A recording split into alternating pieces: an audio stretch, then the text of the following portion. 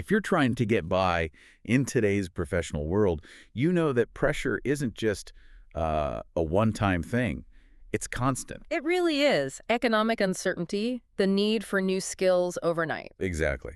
Like a sales expert suddenly having to learn complex finance. And when that pressure hits, you see it all the time, people. They just crumble. It's the big question, isn't it? How do you keep performing when everything around you feels like it's designed to shake your confidence? Absolutely. And today we are doing a deep dive into some material that really unpacks the thinking habits of top performers. It focuses on what the sources call the single most critical skill, mental toughness. And, the key thing here is that this isn't some innate trait you're born with. It's presented as a learnable skill, something you can build. A structured, practical skill. That's it. And we're going to use a really established psychological framework, the ABC model activating event, belief, and consequence to map it all out. So we're going to see why stress turns into self-sabotage. And then, this is the important part, we'll give you the exact 4-step roadmap the sources offer to, rewire that whole mechanism for success. Our mission today is to give you that shortcut to strengthening your mental immunity. Okay, so let's get into that psychological foundation. Mental toughness, as it's defined here, is the skill of keeping your mind and emotions sharp enough to get tasks done smoothly, especially under pressure. And to bounce back from setbacks. Right, to increase your ability to resist them. So when something goes wrong, you get criticized by your boss, you lose a big deal, our first instinct is to think the event itself caused our meltdown. Is that where the ABC model comes in? That's the trap everyone falls into. We think A, the activating event, the boss's criticism, leads directly to C, the emotional consequence. The rage or the shame. Exactly. We think A caused C. But if that were true, if A really did cause C, then everyone who got criticized would react in the exact same way. Which we know isn't true. Some people just shrug it off. Precisely. So the real trigger isn't the event. It's something in the middle. It's B, our belief system about that event. The consequence, C, is triggered by our subjective and often, let's be honest, irrational belief. B, the event is just a spark. Our beliefs, they're the fuel. Okay, so let's talk about those consequences. We always hear about getting rid of negative emotions, but the source makes this really sharp distinction between productive and self-destructive negative feelings. We have to talk about that. When we talk about crumbling under pressure, we mean submitting to the bad negative emotions. Things like anxiety. Rage, extreme low moods like depression or that really debilitating shame. These are the feelings that lead to bad actions. Escape, attack, hiding from the world. Paralysis. Total paralysis. I mean, think of the manager in the example who got so anxious after one small failure he developed insomnia, headaches. Eventually, he couldn't even get out of bed. He just escaped. That is that classic self-destructive spiral. But the goal of mental toughness isn't to become a robot who feels nothing. No, not at all. It's about choosing the right kind of pain, the good negative emotions. Because they drive you to act.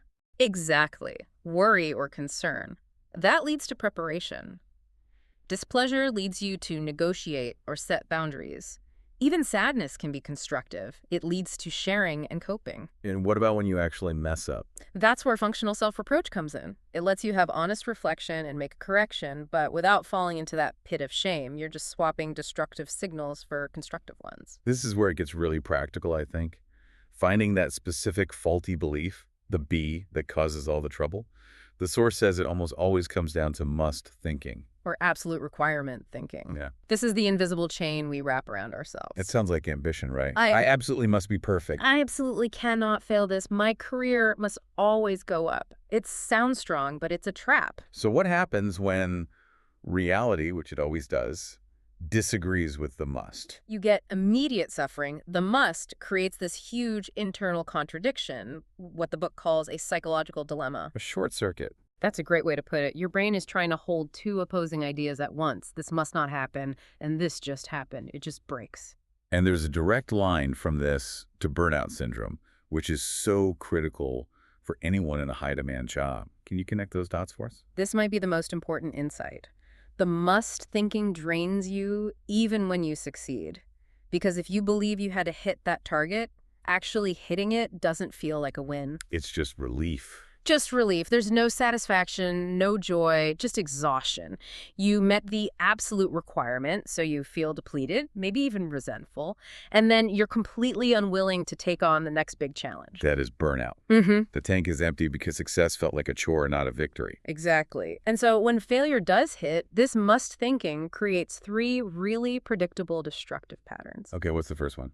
The first is despair or pessimism. This is catastrophic thinking. The deal is ruined. My career is over. It's that salesman who lost one contract and immediately just fell into a deep, low mood. An overreaction, basically. Yeah. The second one is intolerance. Yes. Lack of patience or intolerance. This is when you declare a situation unbearable. You say things like, I can't stand myself when I make mistakes. That refusal to tolerate reality leads to a bad action, like lashing out or giving up. And the third one is the blame game. Blame or self-contempt. This is where you assign 100% of the fault, either to yourself, I'm an idiot, I'm useless, or to someone else. It's a total roadblock to solving the problem because you're just attacking a person instead. Wow, that is exhausting just to listen to. So, okay, we get the trap.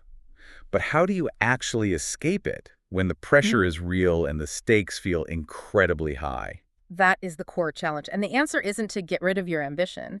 It's to replace the absolute demand, the must, with a relative desire, the best possible thinking style. Can we walk through an example of that? Make it concrete. Of course. Let's say your initial thought is, I absolutely must get this promotion and I cannot fail. A classic must. The mentally tough translation, the best possible belief, would be something like, it would be best if I got this promotion, but the reason I must get it, or that failure would be unbearable. Well, that reason doesn't actually exist. That feels so much lighter. It accepts failure as a tolerable risk, not a catastrophe.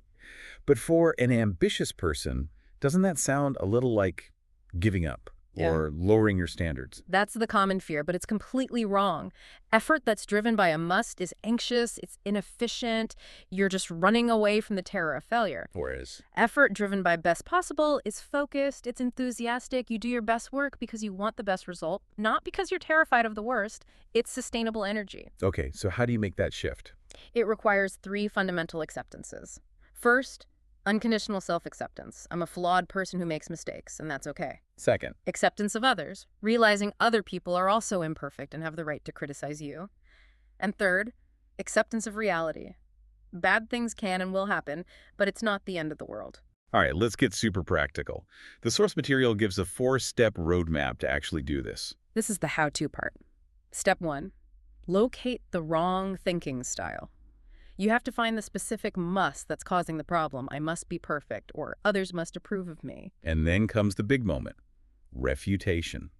How do you dismantle a belief you've held for years in step 2? Step 2 is refute the wrong thinking style. You basically put the must on trial. You challenge it with 4 criteria: logic, verifiability by experience, practicality, and flexibility. Let's stick with logic and practicality for a second.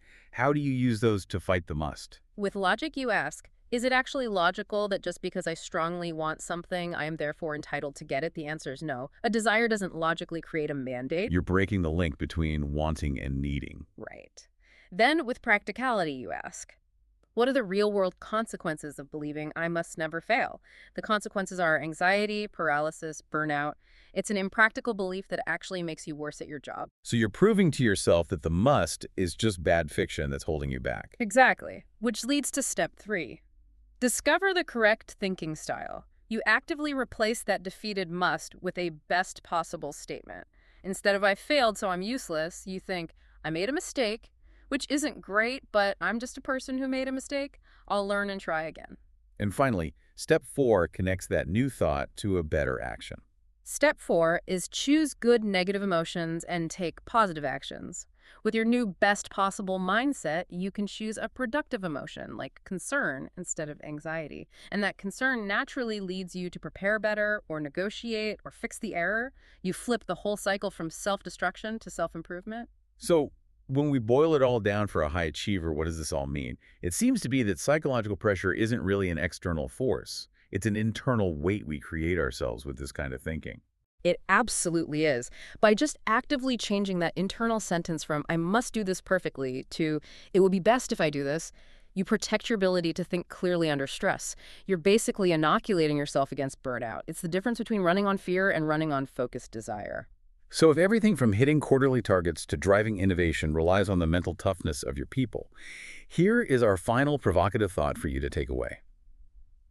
How might the must mindset, which is so often baked into our corporate language and performance reviews, be silently undermining the long-term resilience of our teams? And how can leaders start encouraging best possible thinking instead of just demanding the impossible must? It might be time to audit our own internal rule books.